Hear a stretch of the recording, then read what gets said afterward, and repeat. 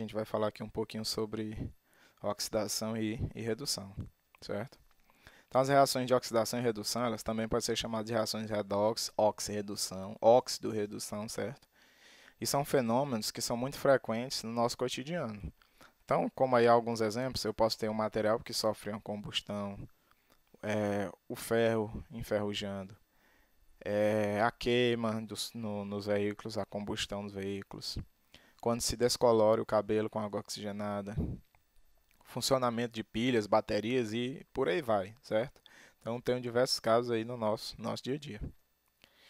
Então, a oxidação, eu posso dizer que é a perda de elétrons, quando um elemento químico ele cede seus elétrons, ele está oxidando. E a redução é o ganho de elétrons, certo? Então, quando numa reação um elemento ele ganha elétrons, ele vai estar reduzindo.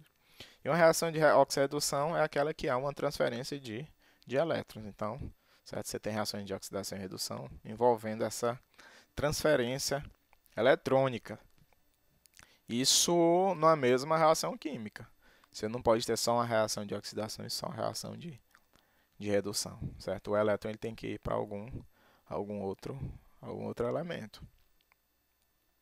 Então a gente tem um exemplo, certo? Do magnésio interagindo aí com o oxigênio. Você tem o Mg0 e o oxigênio também eletricamente neutro, certo? O magnésio doando aí dois elétrons, perdendo dois elétrons, sofrendo oxidação, e o oxigênio sofrendo redução e ganhando dois elétrons.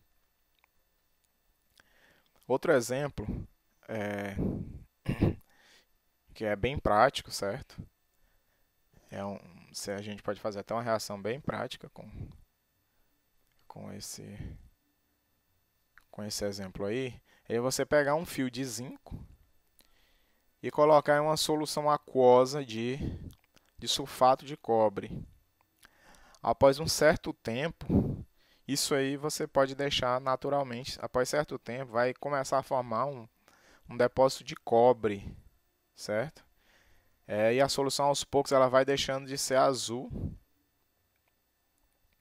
que seria a característica dos íons cobre 2+. Então aí, o que é que você tem? Você tem o zinco que está perdendo elétrons para o cobre, certo? Isso está acontecendo naturalmente, o zinco perdendo elétrons e o cobre recebendo esses elétrons. Então, de já a gente vê que existe uma certa tendência de uns estarem naturalmente recebendo e outros estarem perdendo esses elétrons. Aqui a gente tem um exemplo da corrosão de um prego, certo? De ferro com fio de cobre enrolado. Isso aí está no meio de agar-agar e também foi colocado o ferroxil, que é o hexacianoferrato 3 de potássio. Ele vai servir para indicar os íons ferro e a fenolftaleína vai servir para indicar os íons hidróxido. Esse resultado aí do exemplo é o resultado após 3 dias. Devido à presença de cobre, o ferro ele começa a ser corroído, certo? Mais rapidamente. E aí o que vai indicar isso, aí você tem a coloração azul. Perto do ferro, você vai ter essa coloração. Você vai ter também aí uma coloração rosada perto do cobre, que vai indicar a liberação dos íons hidróxido para o meio. Você tem uma redução do oxigênio aí nessa região. Então, observe aí que você tem uma variação, certo? Da carga eletrônica desses átomos. Então, ó, aí a gente tem algumas representações, certo? Uma representação da reação que a gente viu anteriormente. A gente tem o zinco sólido, que está doando elétrons aí para o cobre que está aquoso. Aliás, essa equação ela pode ser dividida em duas. Você pode separar para ver exatamente o que está acontecendo com cada átomo. E aí, para o zinco, a gente diz que a gente tem uma semi-reação de oxidação, A gente pode ver aí essa reação, mostrando a perda dos elétrons.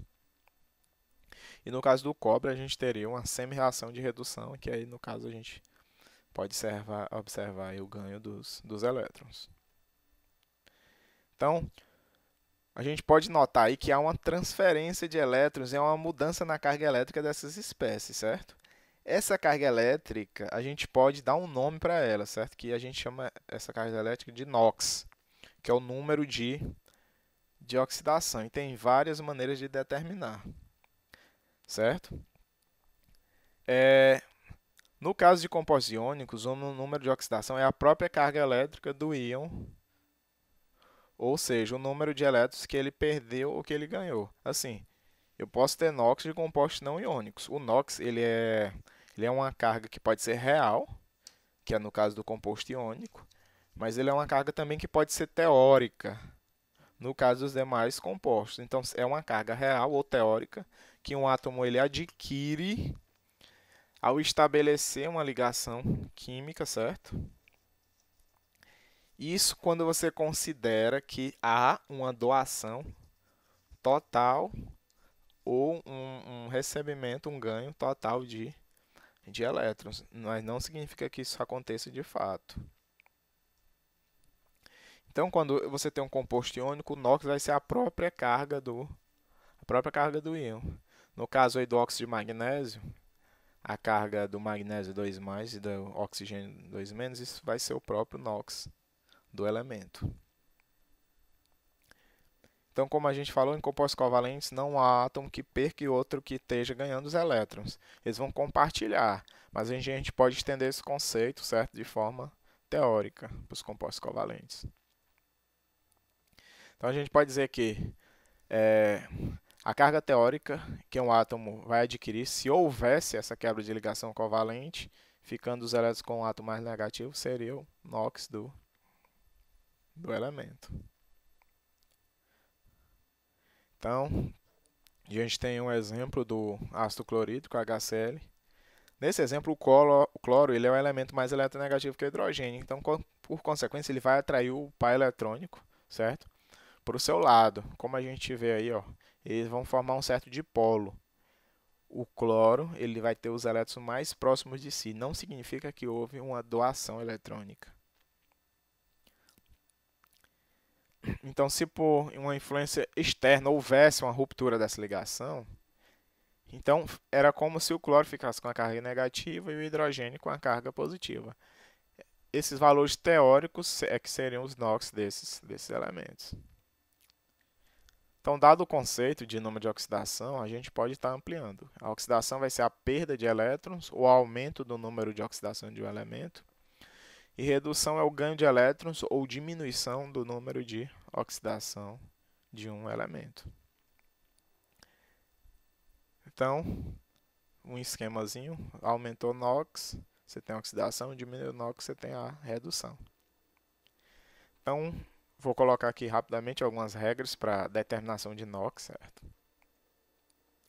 E aí, primeira regra, o NOx de cada átomo numa substância simples sempre vai ser zero, certo? Sempre vai ser zero quando você tiver uma substância simples. Então, nesse caso, como os átomos eles apresentam eletronegatividade semelhante, igual, se houver uma quebra de ligação, não vai ter nenhum que está perdendo, nem outro que esteja ganhando mais. Aí tem alguns exemplos. Segunda regra. O NOx de um íon monoatômico vai ser sempre igual à sua própria carga. Então, se você tem um íon monoatômico, a própria carga do íon é o NOx do elemento. Terceira regra. Alguns elementos, mesmo quando eles estão formando compostos, eles podem ter NOx fixo. E aí vai alguns casos. Quando você tem elementos da família 1A, os metais alcalinos, NOx mais 1. Alcalinos terrosos, NOx mais 2. O zinco também, NOx mais 2. A prata mais 1. Alumínio, NOx mais 3. Independente aí dos compostos que eles estejam formando. O hidrogênio, geralmente, ele vai ter NOx mais 1. Só que toda vez que ele estiver ligado a metal, formando hidreto metálico, vai prevalecer o NOx do metal, certo? Então, o metal ele vai ter a tendência maior de perder os elétrons do que o hidrogênio.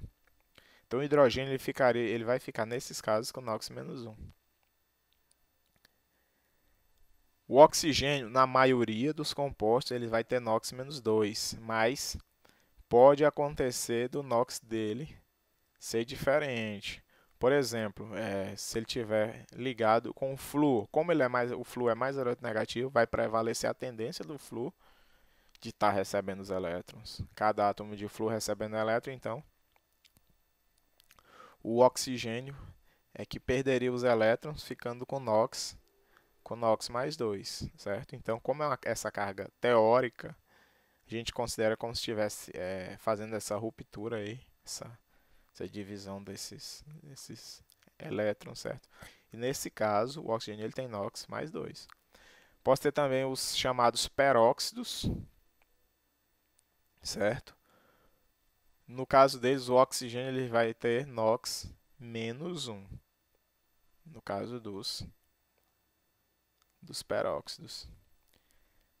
Observem aí essas estruturas aí no canto inferior.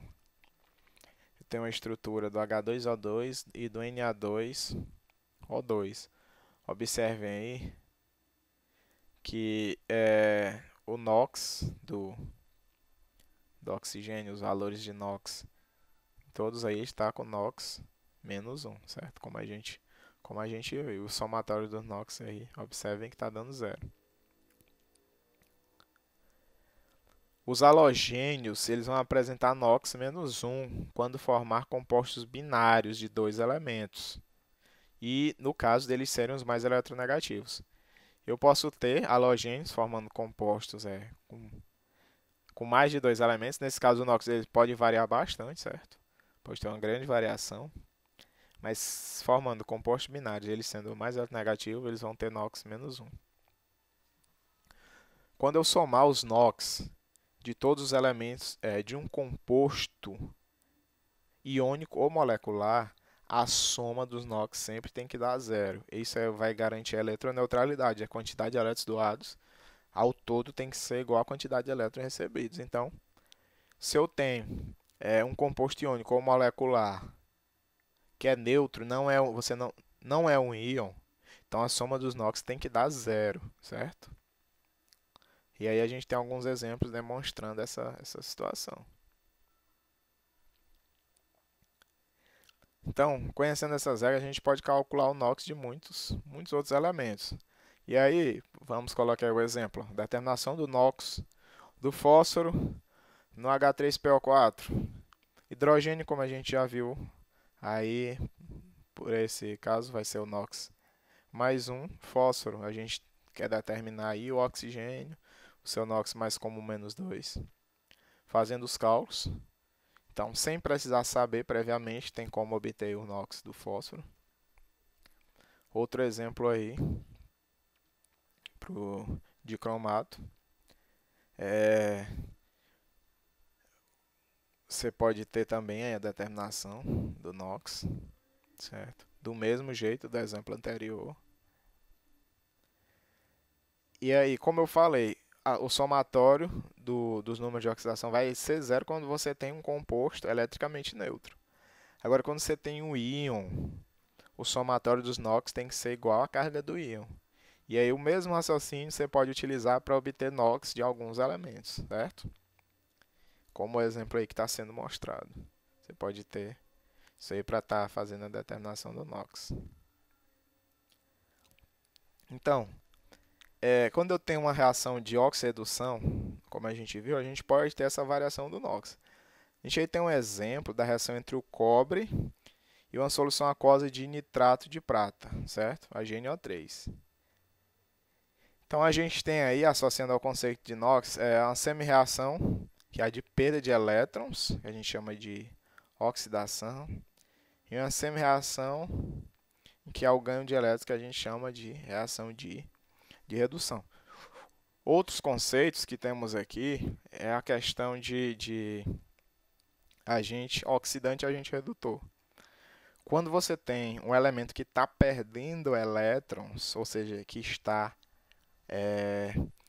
sendo oxidado, por sua vez, ele é responsável pela redução de outro elemento. Então, a gente chama ele de agente oxidante.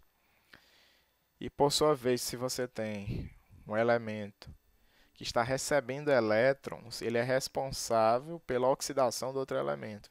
E a gente diz que ele é um agente redutor, certo?